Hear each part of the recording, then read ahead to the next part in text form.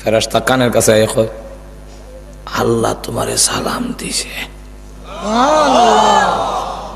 আল্লাহ কোরআনে বলে তারা সালাম লই আইব, সালামু কওলাম মির রাব্বির রহিম।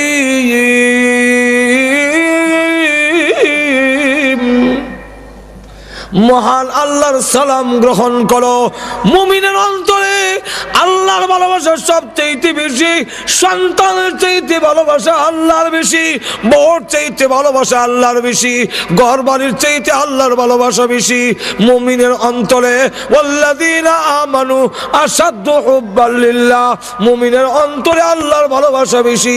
যখন শুনে তোমার প্রেমিক আল্লাহ তোমাকে সালাম দিয়েছে, এমনি কষ্টের মাঝখান দিয়ে তার মুখে দিয়ে হাসি বের হয়ে যায়। 2 নম্বর হইল জান্নাত চোখের সামনে তুলে ধরে। দেখিলাও হুরফুরি শরবতের গ্লাস লইয়া কারা, তখন তার কষ্ট থাকে না, আনন্দের হয়ে যায়।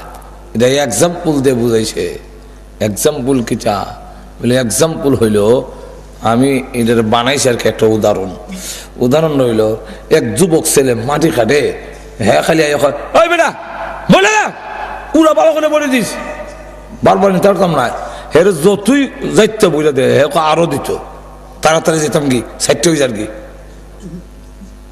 আর বড় ফুর্তি লাগে, হের গায়ে যেমন লাগে হই না, মেহনত লাগে হই না, কিতারে অত ফুর্তি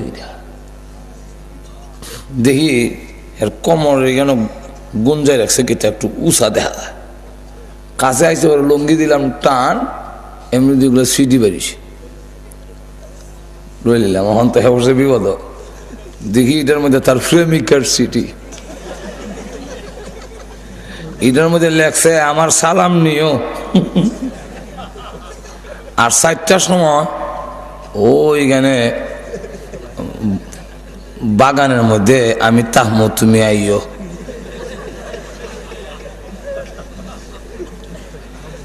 এই যে 4টার সময় তার বাগানে গিয়ে প্রেমিকার সাথে দেখা হইবার সালাম দিছে, এই কুশির টেলায় মাটি কাটার কষ্ট এর গায়ে লাগে না।